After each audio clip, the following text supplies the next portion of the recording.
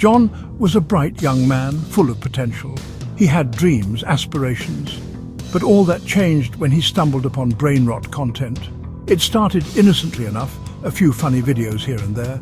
But soon, John found himself sucked into a vortex of mindless scrolling and endless consumption.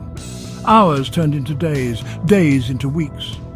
John's life became consumed by the flashing screens, his mind awash in a constant stream of meaningless information. He neglected his studies, his friends, his health. His world shrank to the size of his phone. John's grades plummeted. His once vibrant social life dwindled to nothing. His room, once a sanctuary of creativity, became a den of empty chip bags and discarded energy drink cans. His parents, initially oblivious, began to notice the change in their son. They tried to reason with him, to pull him away from the digital abyss. But it was too late. The rotting virus had become so strong it could infect a god. John was already in too deep, his mind firmly in the grip of the brain rot. The changes began subtly, a persistent headache that refused to abate, blurred vision that made it difficult to focus. But as John's digital consumption spiraled further out of control, so too did his physical health. He became gaunt, his skin taking on a sickly pallor. His once sharp mind felt clouded, his thoughts sluggish and disjointed. The brain rot, once a metaphorical concept, was becoming all too real. One morning John woke to find a strange smell permeating his room. It was sweet, cloying, like rotting fruit. He tried to ignore it, but the stench only grew stronger. Then he noticed it, a viscous black ooze seeping from his ears. Panicked, he stumbled to the bathroom, catching a glimpse of himself in the mirror. His face was contorted in horror. His eyes, once full of life, were now vacant and black, like two gaping holes in his skull. John's mother, a kind and loving woman, was devastated by her son's transformation. She had watched in horror as he wasted away before her very eyes, consumed by the very device that was supposed to connect him to the world. She pleaded with him, begged him to stop, but her words fell on deaf ears. John was too far gone, his mind too addled to comprehend the gravity of his situation. Driven to her wits' end, John's mother made the heartbreaking decision to evict him.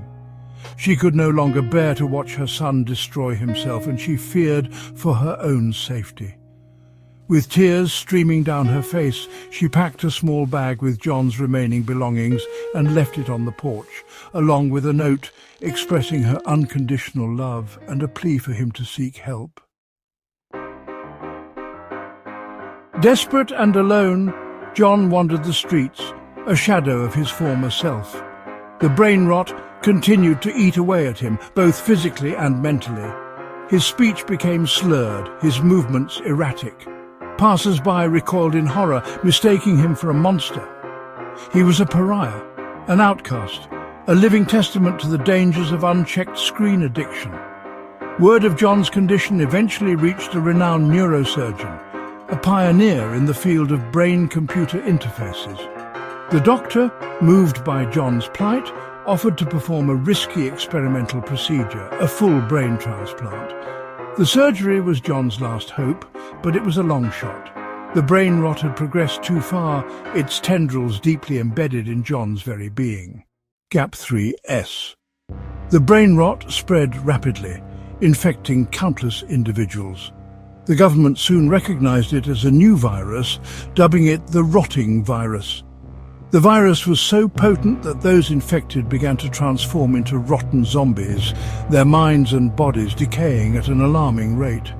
The world was plunged into chaos as the infected roamed the streets, a terrifying reminder of the dangers of unchecked digital consumption. Gap 2S.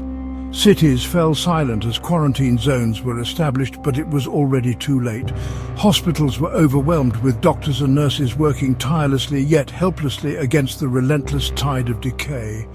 Families were torn apart, communities shattered, and fear permeated every aspect of daily life. Gap 2S.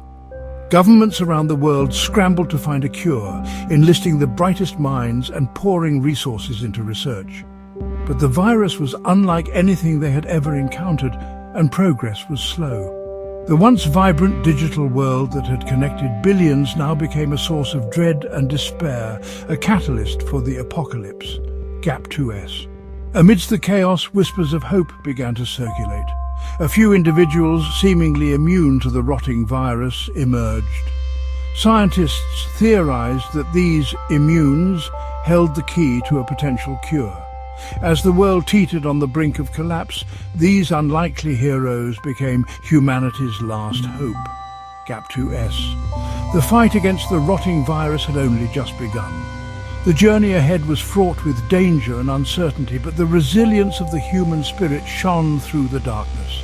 In the face of overwhelming odds, the world united in a desperate bid for survival, determined to reclaim the digital age from the brink of destruction.